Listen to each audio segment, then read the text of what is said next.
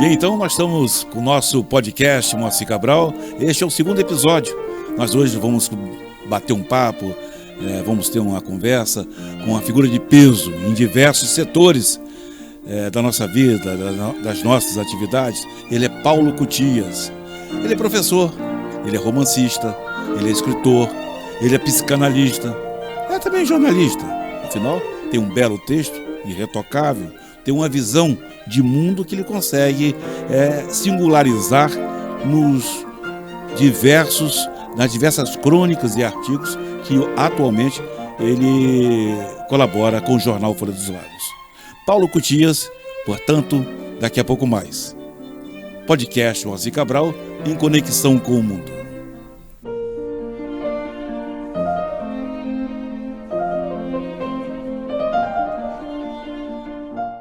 E aí a gente volta para conversar com Paulo Cutias. Quem assistiu o nosso primeiro episódio, que foi uma entrevista com um psicólogo e pós-graduado em teoria psicanalítica, o Natan Barbosa, foi um programa assim, parecia mais tenso, até porque foi o primeiro episódio, hoje é o segundo, uma coisa mais relaxada. E vamos falar também de um assunto meio relaxado, seria isso? Sim. A política como ela é. É verdade, é um bom Cabral. tema? É um excelente tema, Cabral. A política como ela é, na verdade, nos remete, né, professor? Meu guru e amado mestre. Vamos lá, meu jurisconsulto. A política como ela é nos remete a Nelson Falcão Rodrigues, né? Sim, Nome sim. por inteiro. Nelson Rodrigues. Ele foi no ano de 1950, início de 61, um grande cronista da vida carioca, e ele escrevia no jornal Última Hora, se não me engano, fez sucesso, claro. Pena que era tricolor, né? Não tinha um coração vascaíno. Ou flamenguista, né? Mas ninguém é perfeito. Mas ninguém é perfeito. O Nelson Rodrigues ele escrevia A Vida Como Ela É. Eram crônicas diárias e tinha leitura assegurada. E ele tinha predileções por diversos temas. Um deles, adultério. Tinha ideia fixa em adultério. Eu pergunto então, professor, já que nós vamos fazer uma espécie de a nossa política como ela é, nos referindo originalmente lá na obra de Nelson Gonçalves, existe muita infidelidade na política, professor? Ah, existe, Cabral. Em primeiro lugar, assim, parabenizá-lo por esse belíssimo podcast. Tá? O cenário tá lindo, o programa tá lindo. Eu tenho certeza que você vai fazer muito sucesso em mais essa empreitada. Esse discurso é bem político, né? Você está gostando do tema, né? Você colocou o tema, eu tenho que falar politicamente, né? Conforme o script. Certo.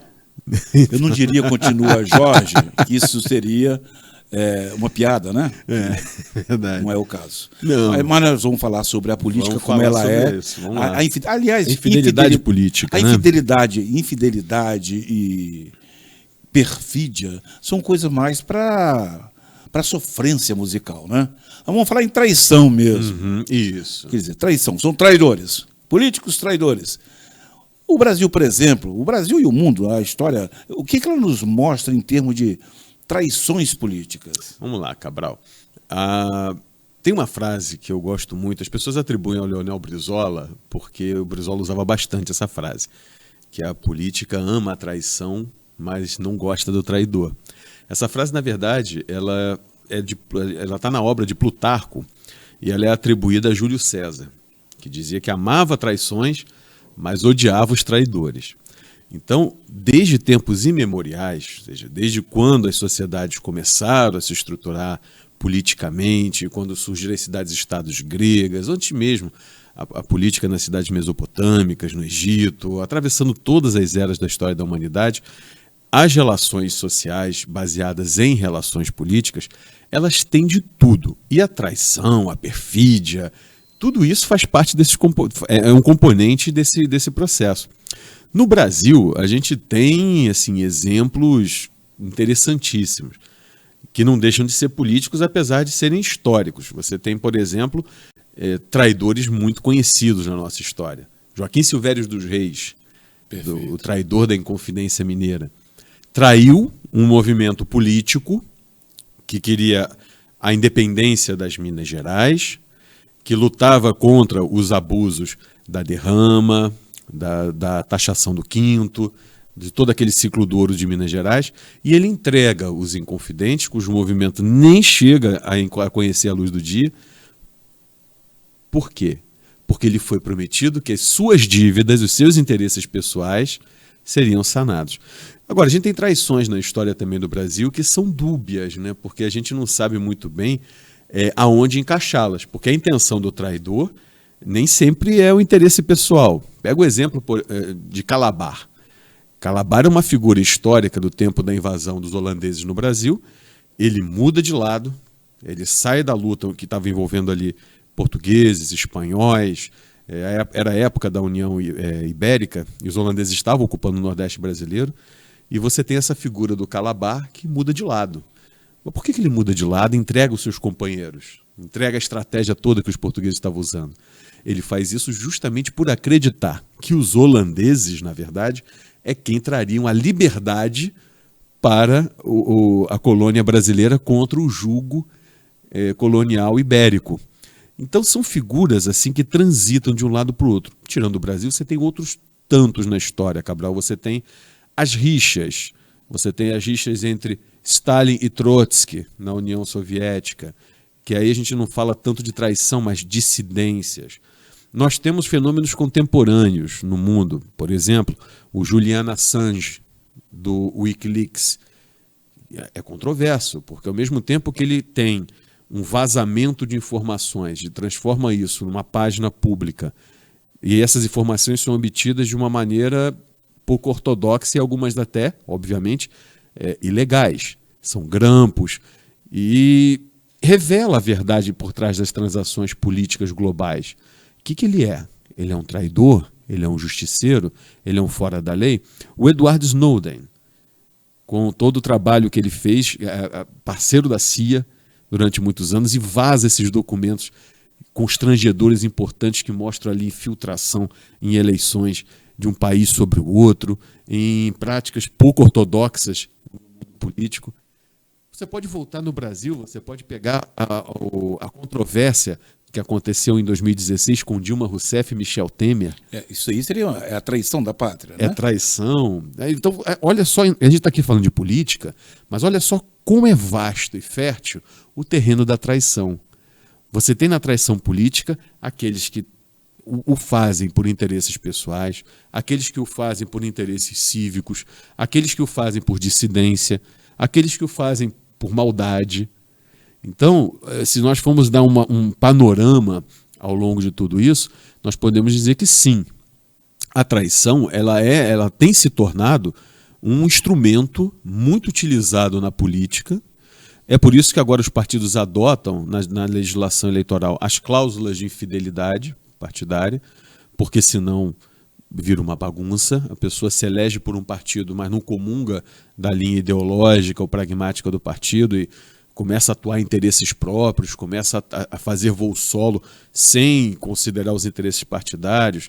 Você tem as infidelidades que hoje são realizadas, Cabral, por meio das delações premiadas. Isso também é uma outra forma, uma forma contemporânea de traição política. O sujeito é preso, ele guarda segredo até certo ponto e daqui a pouco o sabiá canta. Ele começa a abrir o bico, começa a falar e dessa maneira entrega a outros políticos. Então são métodos.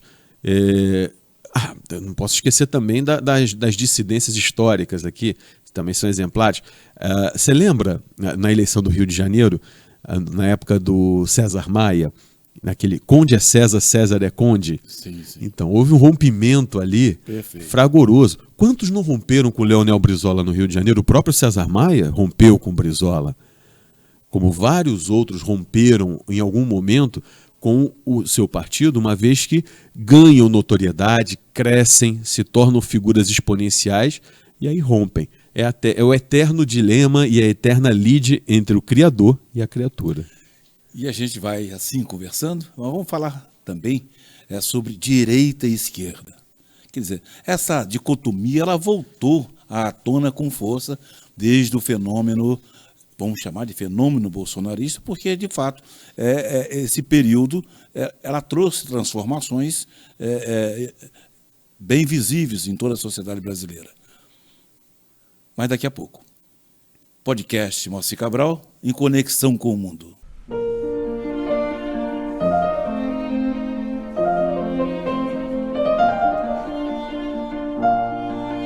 Oferecimento: Shopping Canal de Cabo Frio. Opção de comércio, lojista e serviços. Localizado no Boulevard Canal, o nosso shopping é um mix de modernidade, espaço confortável, acessibilidade e segurança. Boulevard Canal, negócios, serviços, cultura e lazer. Ecomix Gestão Ambiental, jogando limpo com a cidade. CDL Cabo Frio, comércio forte, cidade desenvolvida. Barbearia Boulevard, lugar perfeito para quem busca a experiência única da elegância. Barbearia Boulevard, no Boulevard Canal. Agende seu atendimento. Instituto Ecovida, desde 2013 transformando vidas. Podcast Moacir Cabral, nosso convidado, o professor Paulo Cutias, também romancista, também escritor.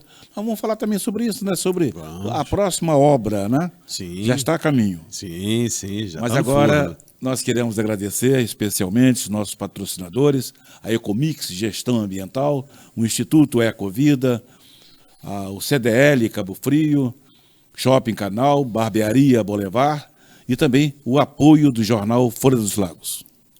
Bem, nessa história toda que nós estamos vivendo hoje na política, cada vez mais acirrada, essa questão de direita e esquerda. Aliás, o nosso Rodrigo, nós falávamos agora há pouco, era um tricolor que ele defendia com vigor, né, a paixão dele pelo futebol. Mas dentro da política, ele falando um pouco de futebol, direita e esquerda, mas na verdade, né, hoje tem uma pluralidade de posições, né? O ponto esquerdo, o meio esquerda, o direita, o extrema direita, o lateral esquerdo, quer dizer, direita e esquerda, desde lá da Revolução Francesa, cuidado com Robespierre. Olha, não perca a cabeça. Não perca a cabeça, que você pode perder. Se perder a cabeça, vai para a guilhotina, não foi? Para a guilhotina. Então, essa política de direita e esquerda, hoje ela está... O fenômeno Bolsonaro, ela trouxe isso mais à tona? Vamos lá, Cabral, vamos fazer uma retrospectiva aí, que você trouxe bastante elementos. Para que o público entenda, a direita e esquerda, o que a gente chama de direita e esquerda, ela é sim uma herança da Revolução Francesa, ela é uma reminiscência. Eu sou jacobino. Então, você sentava mais à esquerda, né? Porque no parlamento francês, os jacobinos ocupavam a ala esquerda. O centro, que era chamado pântano, ficava o pessoal, aquele pessoal em cima do muro, os mais pragmáticos. Aqueles que, se a monarquia estava funcionando, tô dentro. Se tiver uma revolução que me favoreça, tô dentro. Se tiver poder, tô dentro. Era uma espécie de arena, não vamos falar de partido atual. Mais ou menos isso. E lá na direita, nós tínhamos os girondinos, que levaram esse nome, por quê? Para o público entender que é bem legal, né? E pouca gente fala. Girondinos ganham esse nome porque eles são representantes da alta burguesia e eram típicos deputados, né? Eram congressistas eleitos da região da Gironda francesa. Então, esse perfil de políticos, de maneira geral, não apenas os eleitos pela região da Gironda, eles se tornam os girondinos. Os jacobinos, eles ganham esse nome porque eles tinham uma espécie de um clube político naquela época e eles não tinham onde se reunir. E aí se reuniam no convento de Saint-Jacques, na França. Aí ganharam o nome de jacobinos. Então, a grande lide era: jacobinos e girondinos, durante muito tempo, queriam a mesma coisa, a derrubada da monarquia. Que, aliás, queriam primeiro tornar a monarquia francesa constitucional. Conseguiram durante um tempo, isso tem desdobramentos, e depois, claro, os dois estão dentro de uma nova arena, que é a República Francesa, que está se consolidando. E aí começam os debates. Por quê? Porque a esquerda, ela tem muito mais, e aí se tornou uma tendência mundial, a esquerda ela tem mais aderência aos interesses da pequena burguesia, que é o comerciante, é o artesão, é o trabalhador assalariado. Então ela tem mais sensibilidade a esse tipo de pauta. Já os girondinos, à direita, eles têm muito mais aderência aos interesses do capital, ou seja, os banqueiros, os grandes industriais, aqueles que fazem girar o dinheiro grosso. Então, e você tem a meiuca ali, o pântano, que joga um pouquinho de cada lado. Com o tempo, Cabral, muitos acabam associando a esquerda necessariamente ao comunismo. Isso também é um outro equívoco.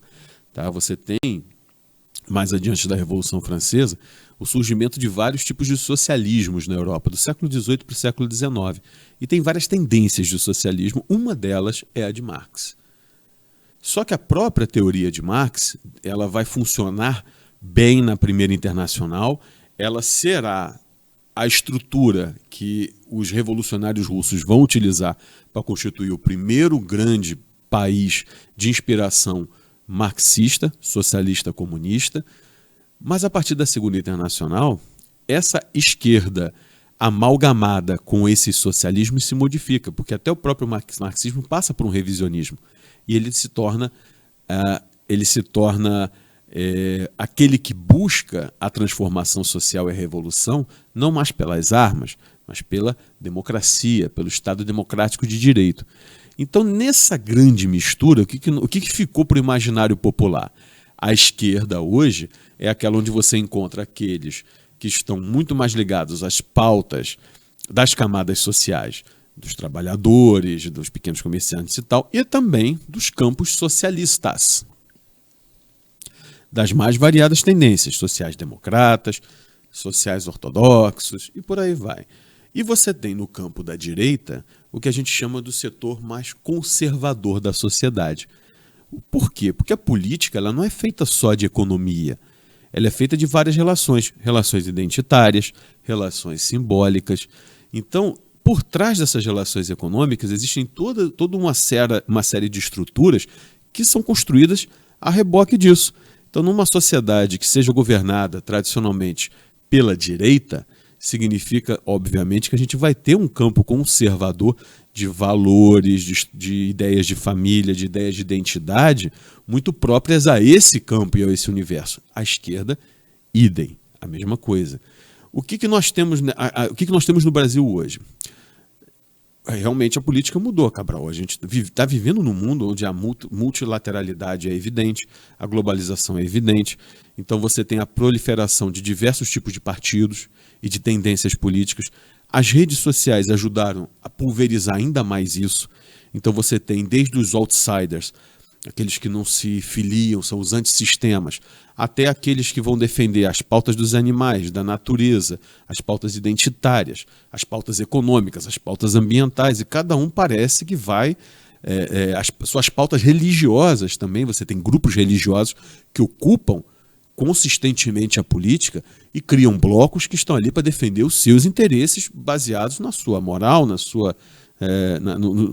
seu campo de crenças. Então, hoje, realmente, você sai daqueles grandes blocos que era mais tranquilo de você visualizar. Então, o que você chama hoje de direita talvez não seja puramente a direita. Por isso que se usa o termo centro-direita ou a centro-esquerda. Mas hoje nós vivemos uma outra realidade nessas duas posições, direita e esquerda, mas surge com força no Brasil a extrema-direita. É o que eu chamo de neofascismo. Neofascismo. Então vamos chamar isso de uma ponte sobre esse pântano, que separava ali os jacobinos e os gerondinos. Uhum. Essa ponte sobre o pântano está exatamente, quer dizer, a política oportunista. Não interessa, é esquerda ou direita. Voltando ao futebol, que tanto gostava Nelson Rodrigues, que é quando a gente sabe que um bom atleta é aquele que bate com as duas. Bate com as duas, o que significa no futebol? Chuta com a direita, chuta com a esquerda. Na política que nós vivemos hoje, na verdade, nós temos realmente um pântano, uma direita, uma esquerda, e sobre essa ponte, a ponte sobre o pântano, que é o título de uma peça de teatro do Aldomar Conrado, um grande teatrólogo brasileiro, que inclusive foi diretor do Museu de Arte de Cabo Frio, do IFAM. Do Instituto de Patrimônio. Do Instituto de Patrimônio, há muitos anos 1980, se não me engano. Então, nesse lado, o que a gente vê é o radicalismo da extrema-direita. Nesse radicalismo, a gente volta à traição, que talvez seja uma das maiores traições, quando se tenta, através de um gabinete de ódio, manipular a consciência coletiva.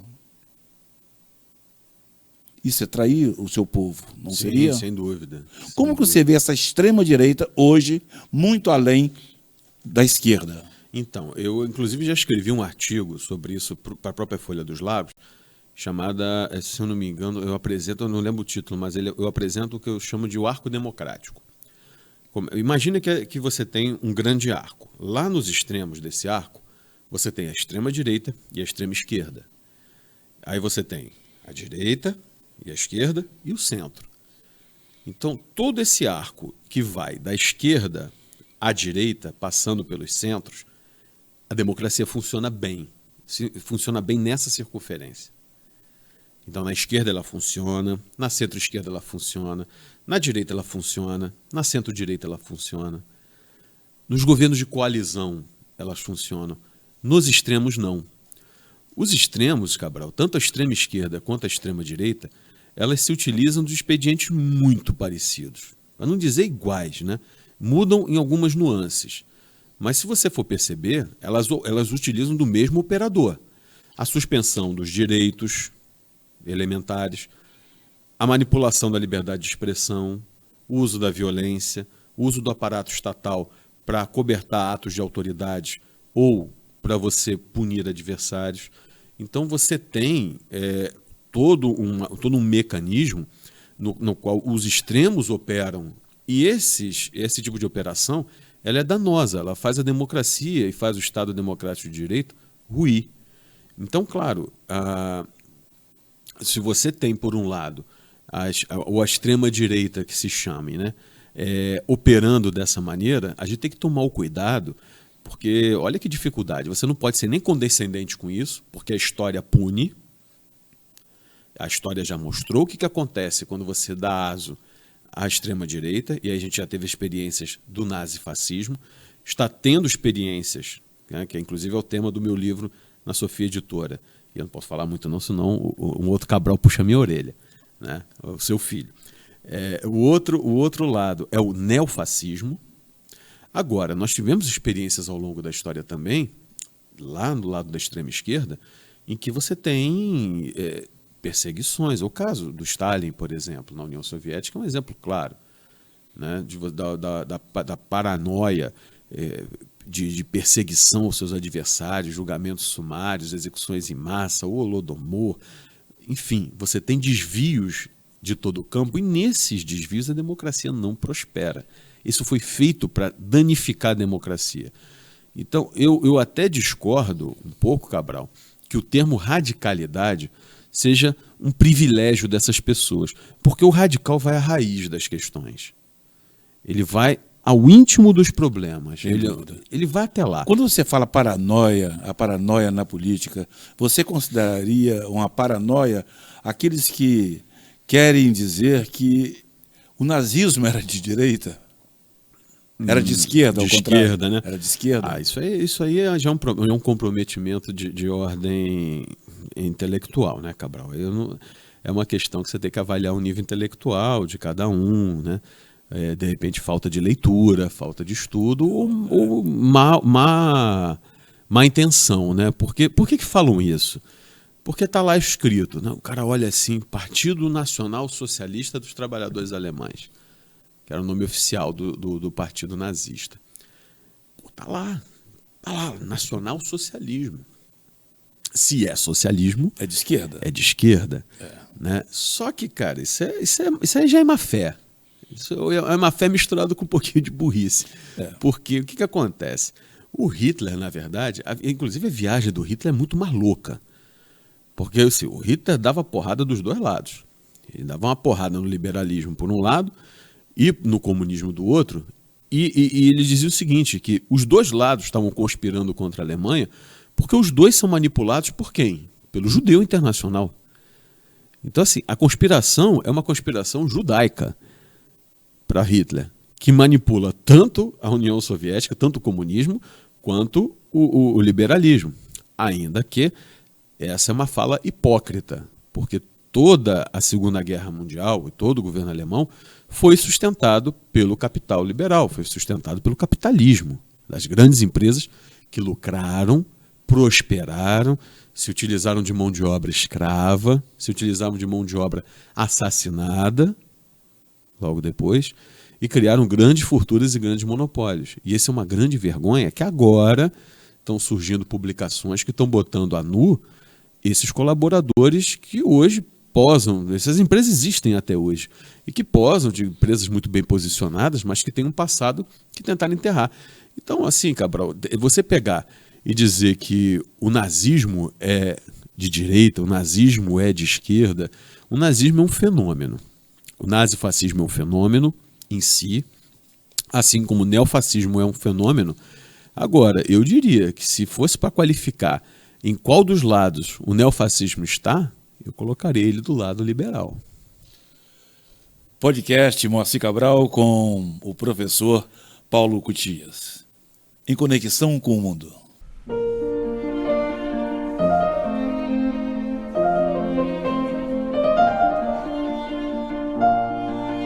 Oferecimento: Shopping Canal de Cabo Frio. Opção de comércio, lojista e serviços. Localizado no Boulevard Canal, o nosso shopping é um mix de modernidade, espaço confortável, acessibilidade e segurança. Boulevard Canal, negócios, serviços, cultura e lazer. Ecomix Gestão Ambiental, jogando limpo com a cidade. CDL Cabo Frio, comércio forte, cidade desenvolvida. Barbearia Boulevard, lugar perfeito para quem busca a experiência única da elegância. Barbearia Boulevard, no Boulevard Canal. Agende seu atendimento. Instituto Ecovida, desde 2013 transformando vidas. Hoje, sem dúvida alguma, professor Paulo Cutias, a gente, quando fala em política, a gente fala de direita e esquerda, né? Colocando de um lado o Bolsonaro, do outro lado o presidente Lula. Sim. Até onde essa ideia de direita e esquerda, ela interfere na política no âmbito municipal? Vamos lá, Cabral.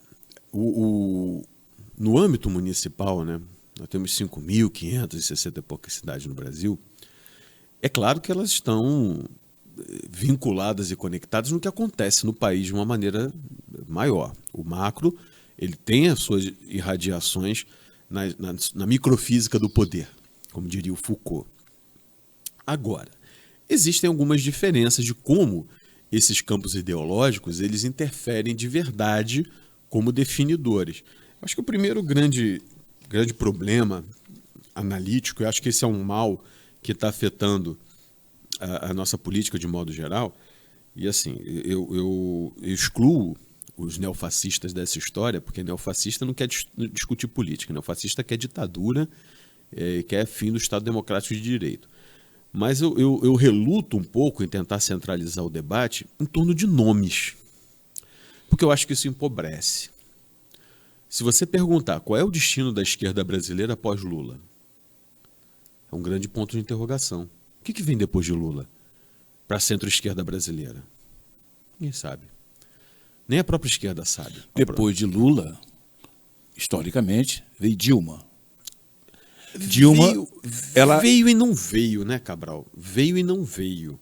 Porque quando Dilma foi lançada, havia possibilidade do Lula retornar. Então, assim, ela, na verdade, eu vejo Dilma como não como uma substituta, mas como aquele governo tampão. Mas o advento da Dilma, você não acha que ali houve uma interferência séria dos políticos de direito no sentido de um golpe para retirar exatamente, para interceptar o caminho de Lula? Perfeito, perfeito. Ali você atacou a instituição PT como um todo, derruba um governo que estava passando por turbulências naquele período, o faz de uma maneira já reconhecidamente inconstitucional, ou seja, golpe, né? A democracia foi golpeada.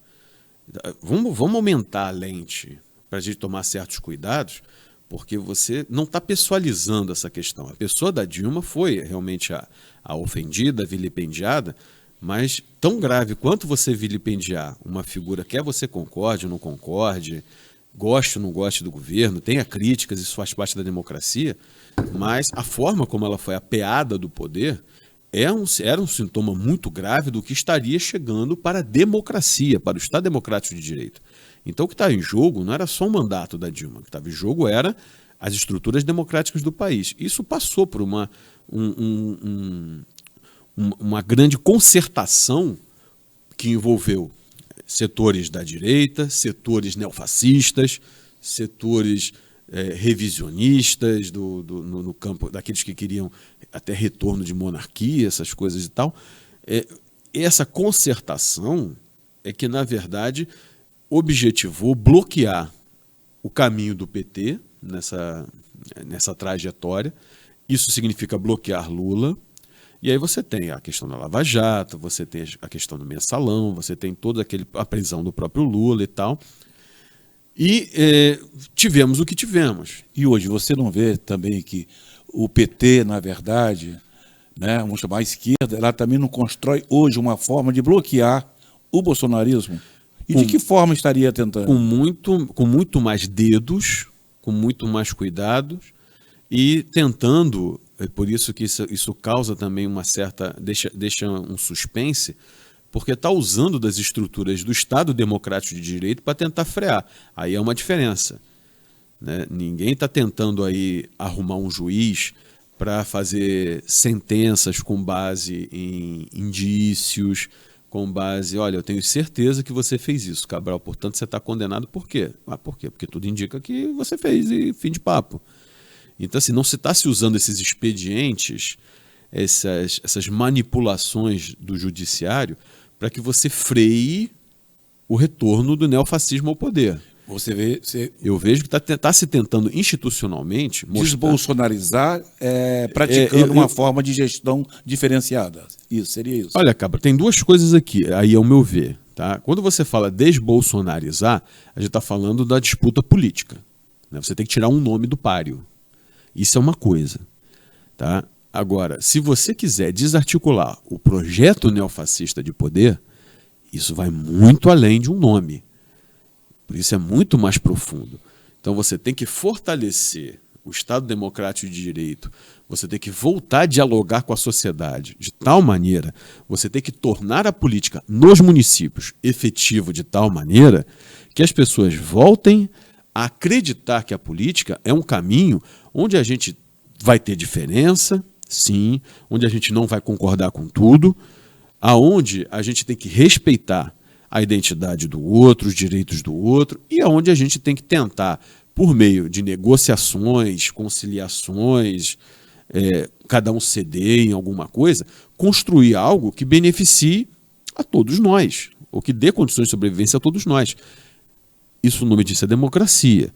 Então, a disputa pelo poder em si, você vai ver os nomes brigando. É Lula bloqueando Bolsonaro, Bolsonaro bloqueando Lula, você vai bloquear o Tarcísio, o outro vai bloquear o Castro, o outro vai bloquear o Haddad, o outro vai tentar bloquear o Dino. É um jogo para tentar tirar as figuras exponenciais. Isso é um jogo de poder. Agora, se o que está em jogo é você voltar a fazer com que o Brasil tenha instituições democráticas, você tentar solapar o avanço do neofascismo, aí é outro departamento. E esses trabalhos andam juntos, só não podem ser confundidos. Sabe por quê? Porque você tem a tendência de pensar o seguinte: bom, se você tirar o Lula, acabou o problema. Bom, se você tirar o Bolsonaro, acabou o problema. Se você tirar o Paulo Cotias, acabou o problema. Tirou o Cabral, acabou o problema. E não é assim que se tem que pensar. Você está tirando uma figura exponencial do páreo, mas veio outra. Você não resolve o problema. E aí, voltando à sua pergunta original, como é que isso afeta os municípios? Claro que os municípios, eles tentam surfar na onda do nacional.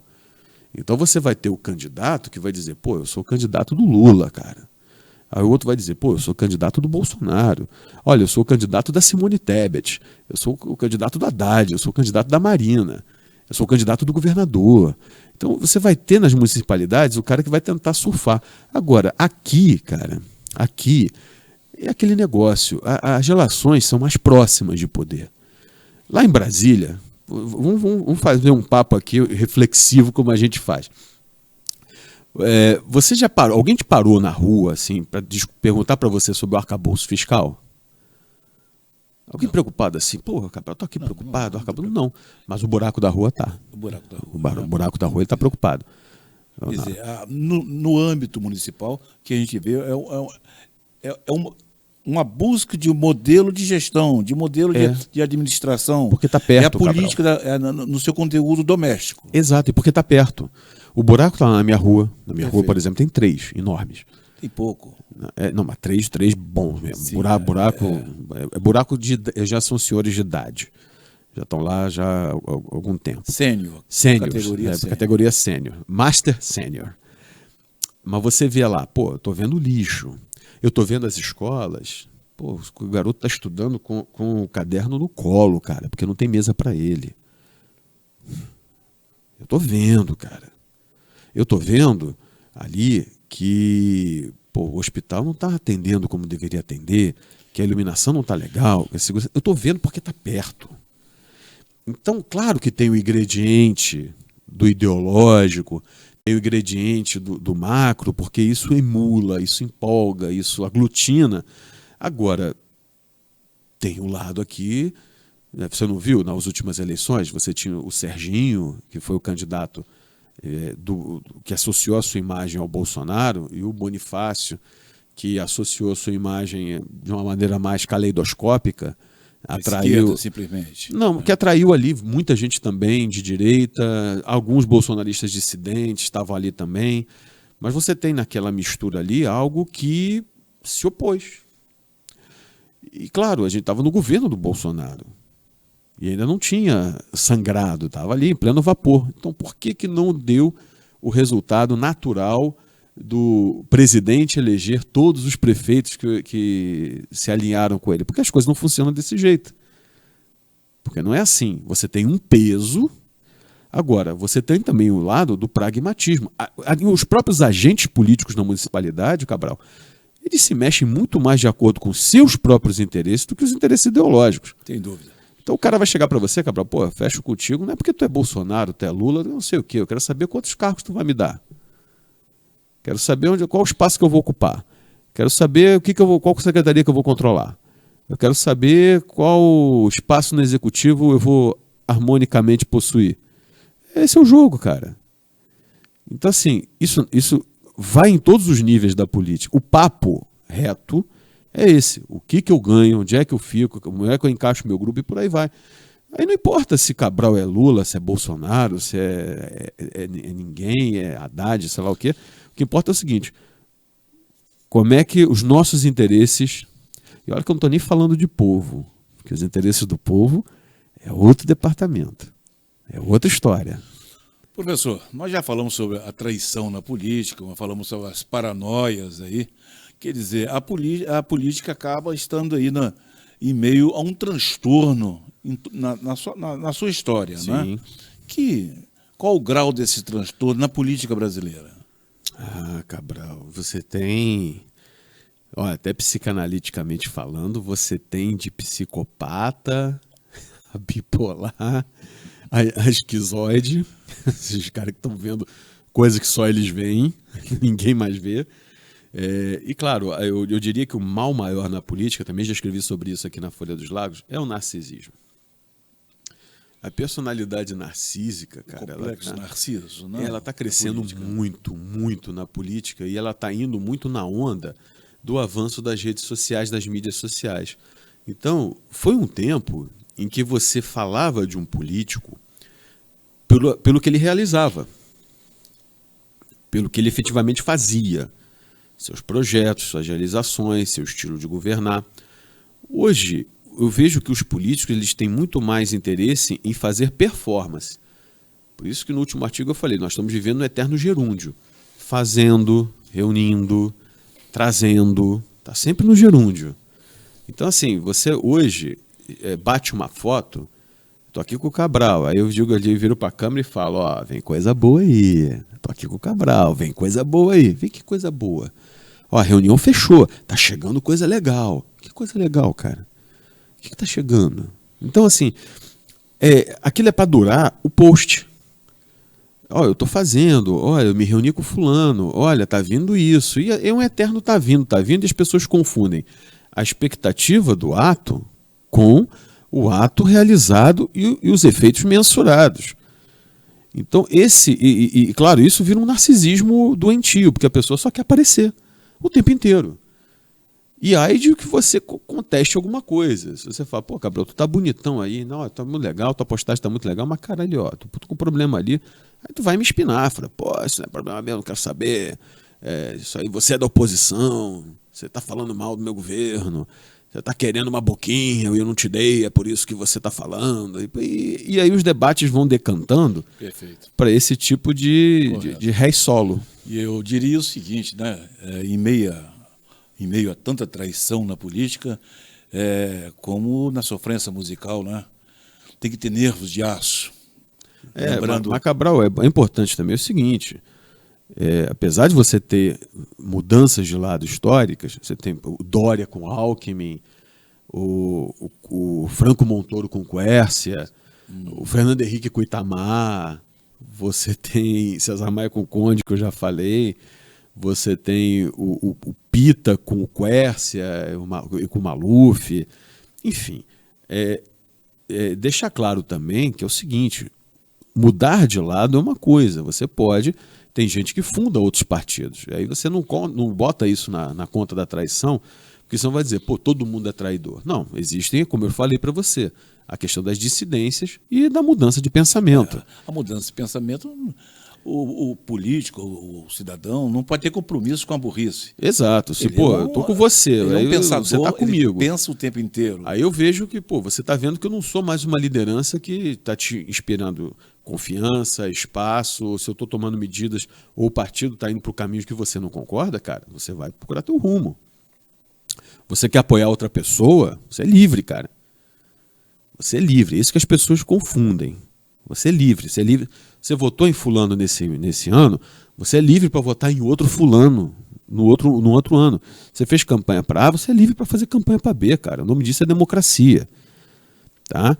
Agora, a grande questão se você, o que a gente chama de traição é o seguinte, se você tem um compromisso, se você está dentro de um projeto, de uma crença, ou de um governo, e você comete atos em benefício próprio, ou em benefício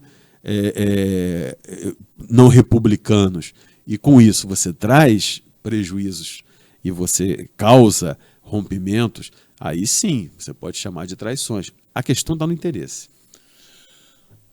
Esse é o nosso podcast, Em Conexão com o Mundo.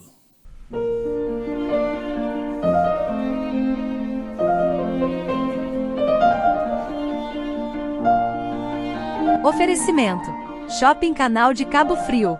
Opção de comércio, lojista e serviços. Localizado no Boulevard Canal, o nosso shopping é um mix de modernidade, espaço confortável, acessibilidade e segurança. Boulevard Canal, negócios, serviços, cultura e lazer. Ecomix Gestão Ambiental, jogando limpo com a cidade. CDL Cabo Frio, comércio forte, cidade desenvolvida. Barbearia Boulevard, lugar perfeito para quem busca a experiência única da elegância. Barbearia Boulevard, no Boulevard Canal. Agende seu atendimento. Instituto Ecovida, desde 2013 transformando vidas.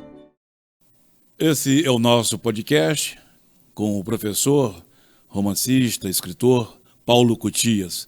Antes de a gente voltar a falar em política, nós vamos falar um pouco da obra do escritor Paulo Cutias. Vamos lá. Está a caminho aí 12 lições contra o neofascismo. Isso. É para quando isso? Olha, já está entregue à Sofia Editora, já está na fase de diagramação, de modelagem do Rio. Já, o Rodrigão Cabral vai estar aí divulgando com a gente, junto com o teu podcast também. E o que é que tem aí nessas 12 lições contra o neofascismo? Cabral, é uma maneira, primeiro, da gente falar realmente sobre neofascismo, porque durante muito tempo a gente evitou. Você usou, e se você recuperar isso, você é jornalista, você é uma pessoa muito atenta às manchetes que foram publicadas nos últimos anos, e até mesmo pela academia, as pessoas evitavam usar esse termo. Muitos falavam, não, o que está acontecendo não é fascismo, a gente não está assistindo o crescimento do fascismo. O fascismo foi uma experiência datada, historicamente, ok. O que a gente está vendo é uma extrema-direita, aí outros falam de populismo de direita, aí outros falam de... vão dando nomes com uma preocupação muito meticulosa em não falar o que se é. Sabe quando você quer dizer, cara, isso aqui tá feio? Aí você fala, Cabral, olha só, não é que tá feio isso aqui tá desprovido de beleza e talvez... Você fica dourando a pílula e no final das contas a gente está falando sim de neofascismo. É importante você reconhecer, e as lições são para isso, para que você reconheça o neofascismo, como ele opera. Esse eufemismo, onde estão os eufemismos hoje na nossa política nacional? Ah, tá. Então estão todos nesses apelidos que você dá ao que é meramente o fenômeno neofascista. Sim. Então toda vez que você fala populismo de direita, toda vez que você fala extrema direita, são nomes muito vagos. Não, nós estamos falando sim de neofascismo, porque o neofascismo ele mira o poder. Ele quer o poder. Ele se articula de uma maneira, e aí o livro vai trazendo, que é a novidade sobre o nosso olhar, de como esse neofascismo ele se apresenta hoje. E ele precisa ser reconhecido. As pessoas estão dando muita ênfase em nomes, ou aquilo que a gente estava conversando aqui. Ah, se você tirar fulano, acabou o problema. Se você tirar Beltrano, acabou o problema. Não acabou. Por exemplo, você tirou o Plínio Salgado, ele sai da política, e nem por isso os integralistas deixaram de existir. A ação integralista nacional, enquanto estrutura, pode ter realmente sucumbido e se espalhado, mas se espalhou. E muitos estão aí também nesse arco neofascista. Então você tem certos movimentos na história de que eles não sumiram. Eles apenas se reorganizaram em algo... Os camisas verdes resistem. Os camisas verdes, os torturadores, os golpistas. Enfim, você tem tudo isso. E o livro ele vai por esse caminho. Ele ajuda você a reconhecer, e esse aqui é o grande barato, Cabral, não é você fazer proselitismo político. Não é um livro para dizer, cara, olha, esse cara aqui é um neofascista. Não. Ele vai dizer para você, isso aqui é o neofascismo. Seja ele feito por A, por B, por C, por D, por qualquer um que apareça. Isso é o neofascismo, isso a gente tem que evitar. Já tem data para o lançamento do livro? Esse ano, provavelmente, Cabral. Esse ano? Ainda esse ano, provavelmente. Agora, esse não é o primeiro nem o segundo? Não, é o 10º, na verdade. Qual foi o primeiro? O primeiro livro, ele foi Professor Por que Educar Como. Foi um livro que eu lancei em 1998. Foi meu primeiro livrinho sobre educação. Aí depois, no campo da educação, eu escrevi o Quem é Você, Professor? Tem um que eu não posso esquecer, né? Sim. Que você atuou mais como um coordenador de um trabalho. Eu escrevi também. Escreveu também, né? É o Folha dos Lagos, 25 anos. A Folha dos Lagos está a caminho dos 34. Pois é. Já tem um certo tempo de história. 10 anos já desse livro. E é quando a notícia vira história.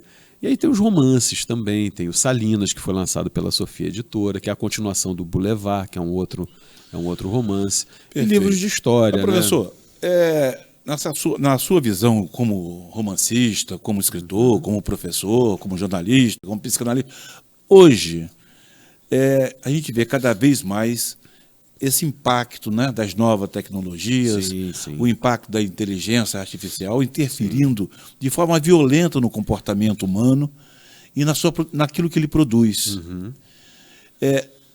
O conhecimento hoje, a informação, ela está mais inacessível. As pessoas não estão chegando à informação. Quer dizer, dá uma impressão, não sei se por saudosismo, mas eu acho que o jornalismo impresso ele está fazendo falta. Muito. Muito. Como você vê isso? Muito. Eu vejo o seguinte, Cabral. Eu acho que assim, a informação, o problema não é a falta dela. Eu acho que a gente nunca teve tanta informação à disposição. O problema é que isso está sendo oferecido de uma maneira absolutamente caótica. Você acorda às 5 horas da manhã, olha para o teu celular, tem mais de 20 notificações de informações chegando. Várias coisas. O que eu sinto falta do jornal impresso é que o jornal impresso ele é um sistematizador. ele tem um código de ética. Claro que você sabe que tem jornais mais alinhados a um campo ideológico, outros jornais mais alinhados a determinado campo. Mas isso é nítido. Você compra aquele jornal sabendo qual é a linha editorial dele, qual é a aderência ideológica dele, por onde ele transita mais. Só que, independente disso, o jornal ele tem um compromisso com a ética, com a verdade, com a apuração. E isso foi quebrado a partir do momento que, quer dizer, a produção da notícia, ela deixou de ser um privilégio do profissional de imprensa, do jornalista. Sim, a preservação da fonte. Né? Hoje você joga informação, cara. E você tem problemas muito sérios com isso. Hoje chega um cara, pô, eu faço um blog, sei lá, ou eu boto na minha página, na minha rede social. Eu acuso fulano de um negócio, por exemplo. Cara, se eu não tiver prova, eu ouvi dizer, eu estou fazendo inferência que fulano fez isso porque eu acho e tal. Só que até corrigir isso, depois eu vou fazer o quê? Vou pedir desculpa? Então você é a favor de você ver com bons olhos esse controle da mídia digital? Eu acho que tem que haver uma regulação ética. Eu acho que as pessoas confundem liberdade com libertinagem. O libertino é mau caráter. O libertino ele não tem compromisso com nada. E geralmente o que ele fala, o que ele escreve, o que ele posta, não é da lavra do pensamento elaborado. Aquilo ali tem um objetivo muito mais mesquinho. Ele quer ganhar alguma coisa ou quer que alguém perca alguma coisa. Controle também é uma coisa e regulação é outra. Completamente diferente. Eu sou contra o controle do pensamento. O nome disso é censura. Isso é ditadura que faz.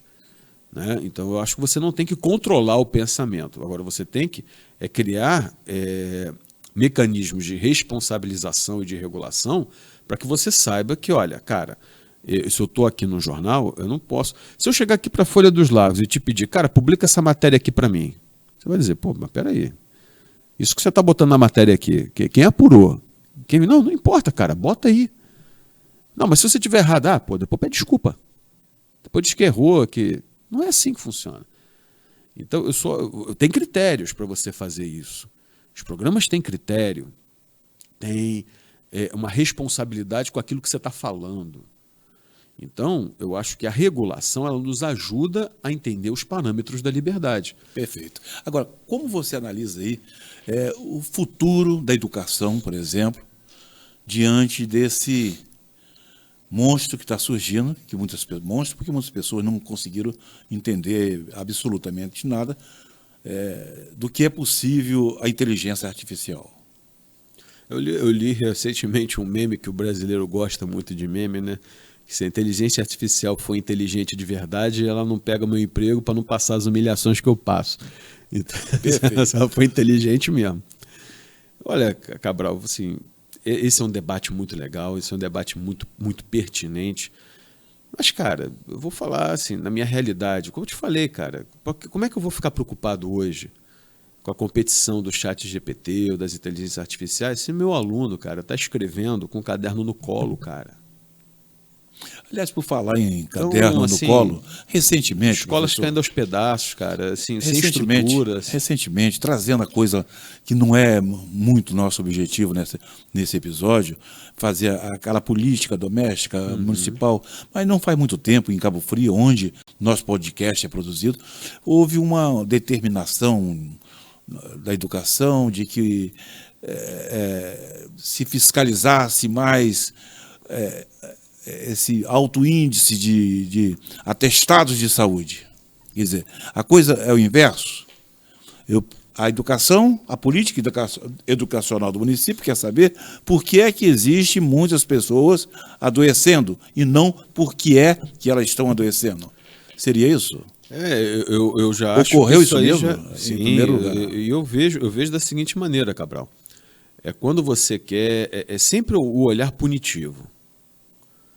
É um caminho horroroso, quer dizer, você achar... Basicamente você vê o seguinte, o professor vai lá, entra em greve porque tem seus direitos respeitados, isso aí é óbvio, todo mundo sabe, e as pessoas começam a dizer, pô, o professor é privilegiado,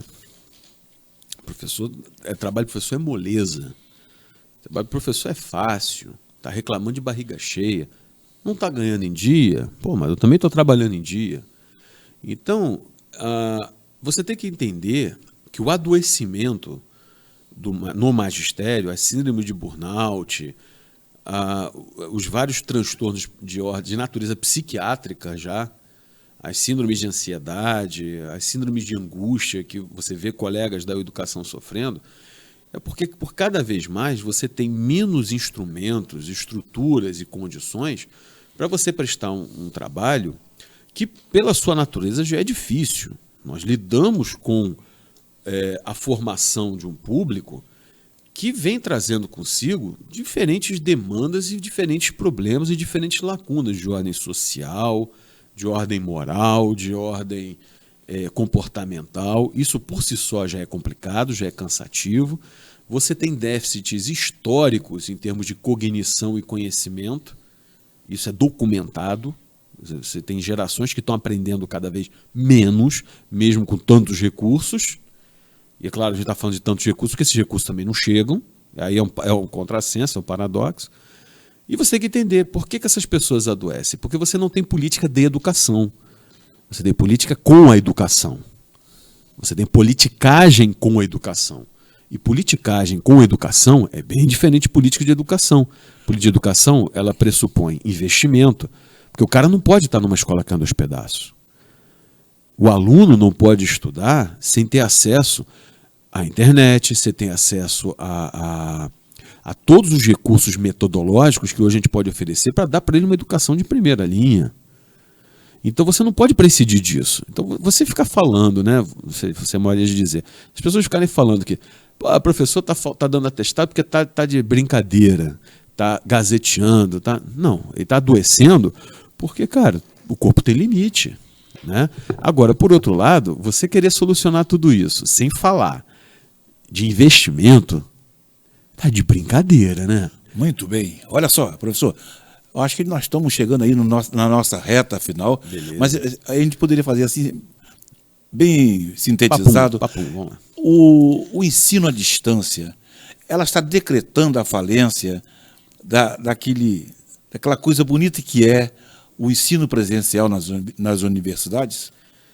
O ensino à distância ele tem o seu lugar, ele tem a sua importância. Agora, quando ele vira um mecanismo, um caça-níquel, né, um mecanismo de gerar dinheiro fácil, em detrimento da modalidade presencial que tem particularidades muito importantes na formação, aí acho que alguma coisa está errada. Agora, ele tem o seu lugar, ele é importante. Porque tem pessoas que realmente ou não têm tempo. Numa questão de acessibilidade ao ensino, de democratização do ensino. Ele tem a sua importância. E é bom, você tem plataformas realmente à distância que são muito bem feitas. Para tudo. Não só para universidades, mas também para cursos, para formação. É importante. Ela tem o seu lugar. O problema é quando você desmonta o acesso ao presencial meramente por lucro. Aí não. Em especial as universidades, que são centros de formação que elas podem oferecer. Então, quando em nome do lucro você deixa de oferecer uma modalidade para priorizar outra apenas, eu não vejo isso de uma maneira salutar. Agora, que o EAD tem o seu lugar e tem sua importância, isso é indiscutível hoje. Pois bem, obrigado. Esse é o nosso podcast Moacir Cabral, Paulo Cutia, professor, romancista, escritor, jornalista. Obrigado por esse papo sobre a política, sobre a educação, sobre tudo. Que venham muitos outros.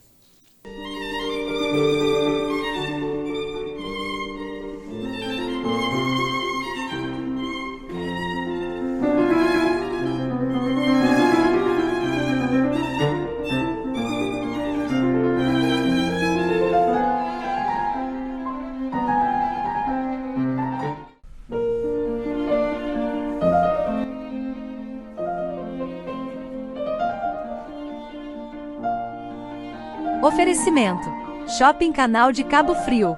Opção de comércio, lojista e serviços. Localizado no Boulevard Canal, o nosso shopping é um mix de modernidade, espaço confortável, acessibilidade e segurança. Boulevard Canal, negócios, serviços, cultura e lazer. Ecomix Gestão Ambiental, jogando limpo com a cidade. CDL Cabo Frio, comércio forte, cidade desenvolvida. Barbearia Boulevard, lugar perfeito para quem busca a experiência única da elegância. Barbearia Boulevard, no Boulevard Canal. Agende seu atendimento. Instituto Ecovida. Desde 2013, transformando vidas.